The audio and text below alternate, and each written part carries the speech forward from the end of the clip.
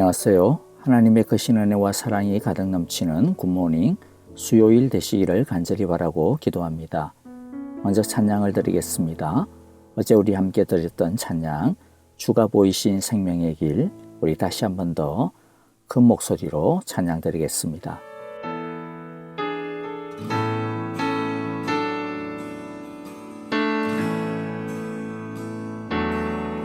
주가 보이신 생명의 길, 나 주님과 함께 상한 마음을 들이며 주님 앞에 나가리. 나의 의로움이 되신 주, 그 이름 예수. 나의 길이 되신 이름 예수. 나의 길 오직 그가 아시나니. 나를 단련하신 후에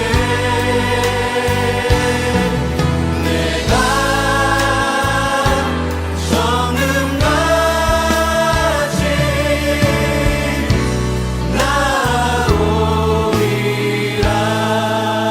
나오리라. 주가 보이신 생명의 길, 주가 보이신 생명의 길, 나 주님과 함께 상한 마음을 들이며 주님 앞에 나가리. 나의 의로움이 되신 주, 그 이름 예수. 나의 길이 되신 이름 예수. 나의 길 오직 그가 아시나니.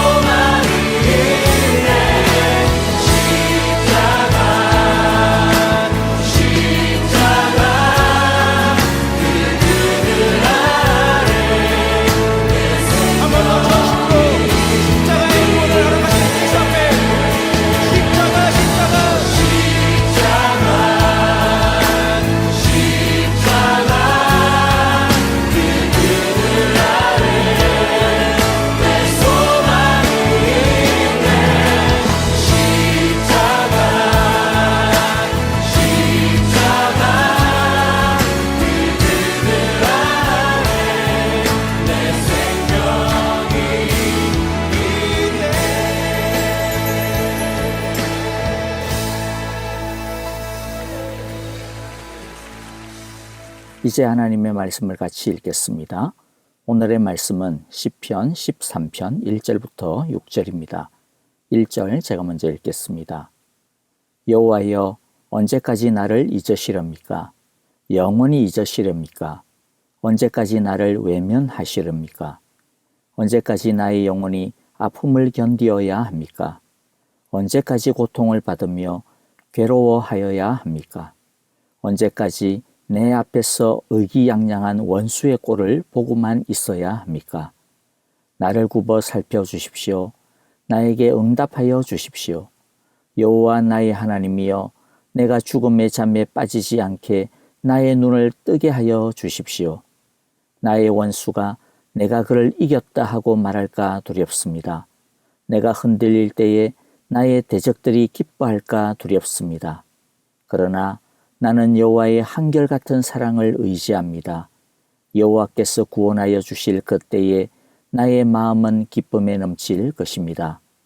여호와께서 나를 너그럽게 대하여 주셔서 내가 여호와께 찬송을 드리겠습니다. 아멘. 오늘의 말씀을 통해 말씀하시는 하나님의 음성을 듣기를 바랍니다. 나의 답답한 마음을 진솔하게 털어놓을 수 있는 누군가가 있다라는 것은 얼마나 큰 힘이 되는지 모릅니다. 하나님은 우리가 너무 지치고 힘들 때 우리의 속 사정을 있는 그대로 털어놓을 수 있는 분입니다. 하나님은 비록 하나님이시지만 그러나 우리와 멀리 떨어져 계신 분이 아닙니다. 우리가 가까이 다가갈 수 없는 어려운 분이 아니라 하나님은 우리가 언제라도 가까이 갈 수 있는 엄마와도 같고 아빠와도 같은 분이십니다. 1절을 보면 여호와여, 언제까지 나를 잊으시렵니까? 영원히 잊으시렵니까? 언제까지 나를 외면하시렵니까? 라고 시인은 단식합니다. 이것은 단순히 힘들다, 어렵다 그런 투정을 넘어서는 단식입니다. 시인이 지금 힘들어하고 괴로워하는 것이 무엇입니까? 지금까지는 하나님을 의지하는 믿음으로 잘 견디어 왔는데 어려움이 계속되니까 이제 자신의 믿음이 바닥을 드러내고 있다라고 하는 괴로움입니다. 자신의 믿음이 점점 힘을 잃어가고 있다라고 하는 괴로움입니다. 그래서 자꾸 원망이 생기고 하나님에 대한 의심과 불안한 감이 고개를 쳐들고 있는데 하나님 어떻게 하면 좋겠느냐라고 하는 것입니다. 믿음이 좋은 사람에게 큰 위기와 어려움이 생기는 이유 중에 하나는 자신은 답답해 죽겠는데 하나님은 너무 느긋해 보인다라는 것입니다. 자기는 급해 죽겠는데 하나님은 금방 응답해 주지 아니하시고 자꾸 기다리게 하는 것입니다. 하나님의 시간과 우리의 시간이 다르고 하나님의 계획과 우리의 계획이 다르다는 것 때문에 우리의 신앙과 삶에 위기가 찾아옵니다. 이때 우리는 그러면 어떻게 해야 할까요? 이럴 때일수록 1절의 시인의 단식처럼 우리의 연약함과 부족함을 하나님께 있는 그대로 솔직하게 말씀드리는 것이 중요합니다. 정직하고 솔직한 기도가 중요합니다. 하나님께 멋있게 보이려고 포장할 필요가 없습니다. 어떤 경우는 뭔가 경건해 보이면 하나님이 그런 경건해 보이는 모습 때문에 더 잘해 주실 것이다 라고 오해를 하는 그런 경우를 보게 되는데요. 여러분, 하나님께서 진짜 좋아하고 잘해 주시는 것은 멋있는 척 하는 것이 아니라 아무렇지도 않은 척 하는 것이 아니라 우리의 속마음을 있는 그대로 아뢰는 것입니다. 힘들면 이래서 힘들다, 지치면 지친다, 짜증나면 이래서 짜증난다. 이렇게 하나님께 정직하게 기도하는 것이 중요합니다. 그것이 믿음의 자세입니다. 하나님은 이런 기도를 좋아하십니다. 1절에서 우리가 꼭 배워야 하는 것은 정직한 기도, 진솔한 기도를 드리자는 것입니다. 자, 이제 두 번째 주제로 넘어갈 텐데요. 그런데 말입니다. 우리가 힘든 가운데서도 믿음을 짜내어 기도를 했는데 그 기도에 하나님이 바로바로 응답해 주시면 얼마나 좋겠습니까? 이때까지 그렇게 힘들게 기다리고 그랬는데 그 상황에서 그렇게 기도하는데 빨리 응답하면 얼마나 좋겠어요. 그런데 안타깝게도 우리가 이렇게 믿음을 끌어모아 하나님께 기도해도 어떤 때는 더 기다려야 할 때를 만나게 됩니다. 그럴 때 무엇이 찾아옵니까? 시험이 찾아옵니다. 영적 침체가 찾아옵니다. 2절과 4절을 보면 시인이 주위 사람들로부터 조롱받고 공격받았던 형편을 알 수 있습니다. 2절에 언제까지 나의 영혼이 아픔을 견디어야 합니까? 언제까지 고통을 받으며 괴로워하여야 합니까? 언제까지 내 앞에서 의기양양한 원수의 꼴을 보고만 있어야 합니까? 4절에 보면 나의 원수가 내가 그를 이겼다 하고 말할까 두렵습니다. 내가 흔들릴 때에 나의 대적들이 기뻐할까 두렵습니다. 라고 자신의 마음을 토로하고 있습니다. 그런데 이러한 공격이 외부로만 부터 오는 것이 아닙니다. 우리 자신 안에서도 일어나죠. 성경의 약속과 현실이 너무나도 다르기 때문입니다.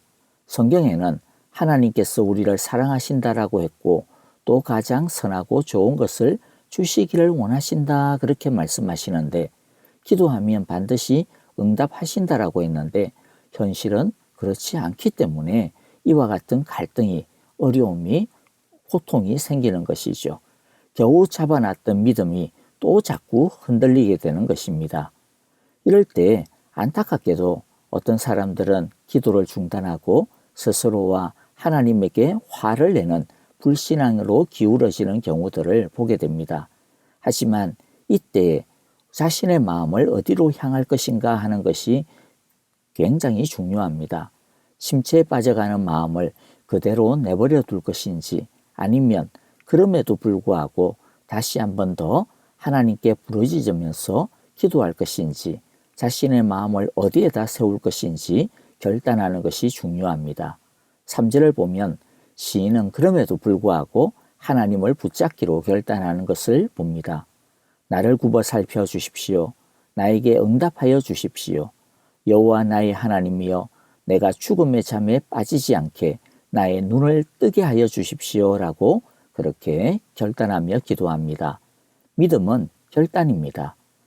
우리는 결국 내 마음을 어디로 향하게 할 것인지 우리가 결국 정합니다.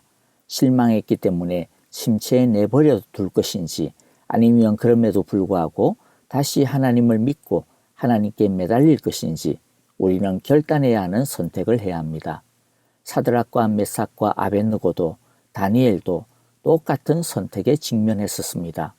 어떻게든 잘 믿어보려고 포로로 잡혀온 주제에 이 이국 만리 먼 땅에서도 죽으라고 믿음을 지켰는데 어려움이 없어지고 평안해지기는커녕 또다시 목숨을 걸어야 하는 위기가 찾아왔습니다.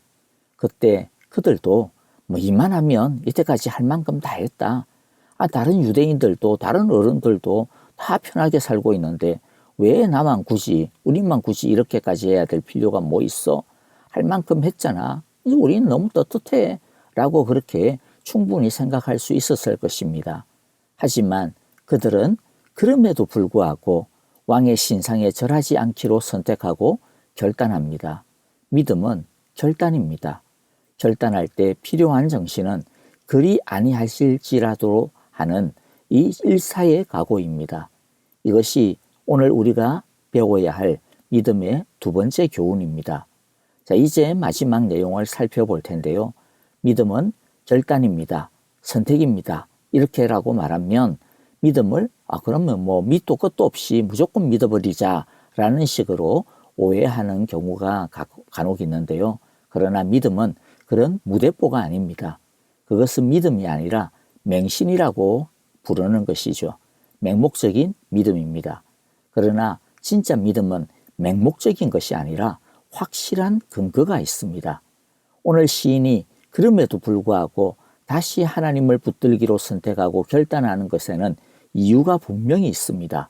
5절부터 6절입니다. 그러나 나는 여호와의 한결같은 사랑을 의지합니다. 여호와께서 구원하여 주실 그때에 나의 마음은 기쁨에 넘칠 것입니다. 여호와께서 나를 너그럽게 대하여 주셔서 내가 여호와께 찬송을 드리겠습니다. 시인이 그리고 우리가 어려운 가운데서도 크게 두려워하지 아니하고 하나님을 계속 붙드는 이유, 결단하는 이유가 무엇입니까? 그것은 하나님은 한결같은 사랑을 가지신 하나님을 의지하는 사람을 결코 외면하지 아니하시는 그분의 인자하신 성품을 알고 믿고 있기 때문입니다. 하나님은 하나님을 의지하는 사람을 결코 외면하지 아니하신다라고 하는 그분의 성품을 우리는 알고 믿기 때문입니다. 하나님은 믿음으로 하나님께 나오는 자를 구원하여 주실 뿐만 아니라 너그럽게 대해 주심을 우리는 알고 믿기 때문입니다. 여기서 너그럽다라고 하는 말을 개정에서는 후대한다라고 그렇게 표현을 하고 있는데요. 즉 요구한 것만 들어주시는 것이 아니라 생각하지도 못한 것까지 넘치도록 채워주신다라고 하는 뜻입니다.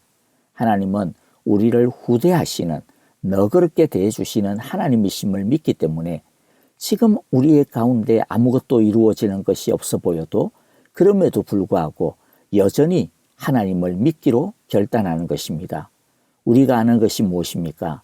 하나님께서 내 기도를 들어주지 않고 또 심지어 거절한다 할지라도 그것은 하나님이 우리를 미워해서도 아니고 하나님이 능력이 없어서도 아니고 하나님이 우리에 대해 무관심해서도 아니고 그것은 오직 우리가 기도한 것보다 훨씬 더 선하고 좋은 하나님의 다른 계획, 다른 뜻을 가지고 계신다라고 하는 것입니다.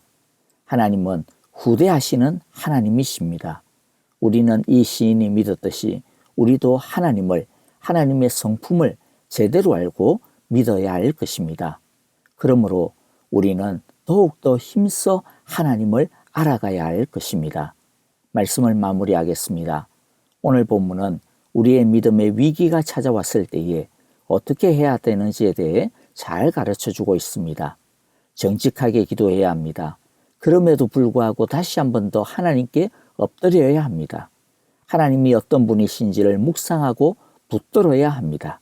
여러분, 아무리 어려운 공경에 있다 하더라도 하나님은 우리를 기억하고 계신다라고 하는 것을 꼭 기억하시기 바랍니다.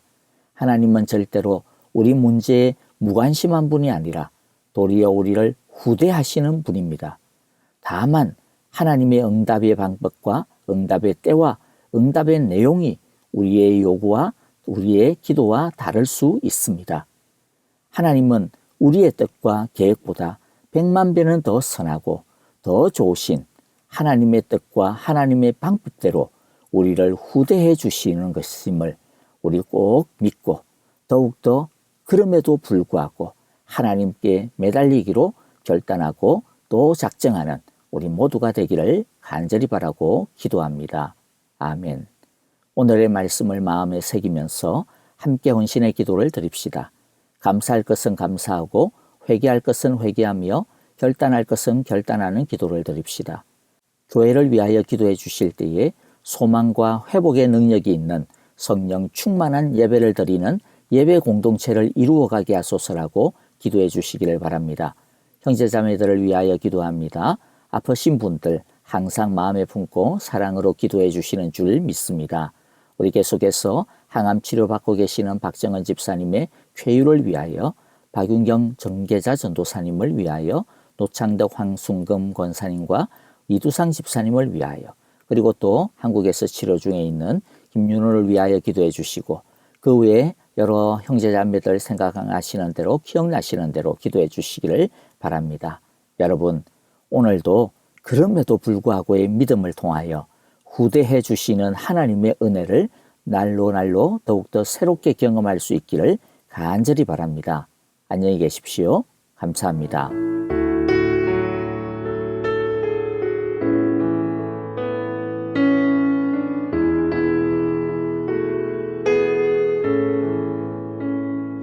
나의 힘이 되신 여호와여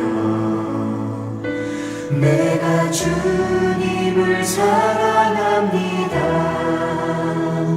주는 나의 반석이시며 나의 요새시라. 주는 나를 건지시는 나의 주 나의 하나님 나의 피할 바위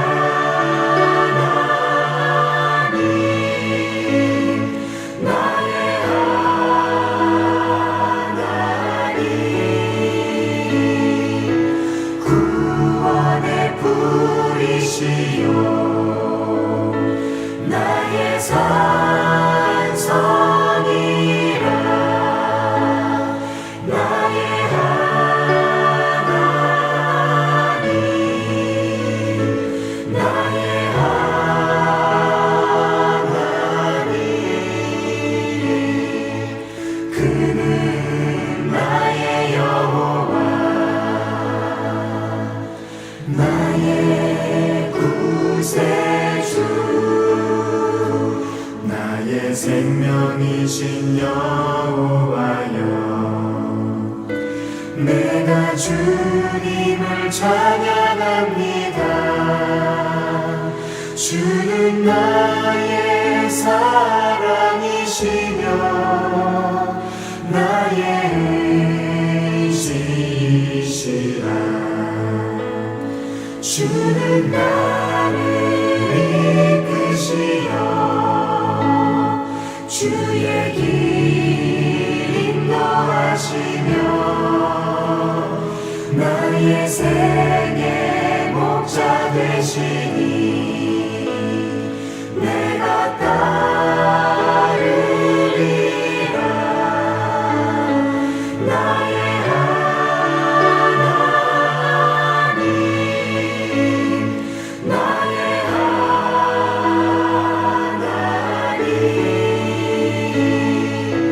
구원의 불이시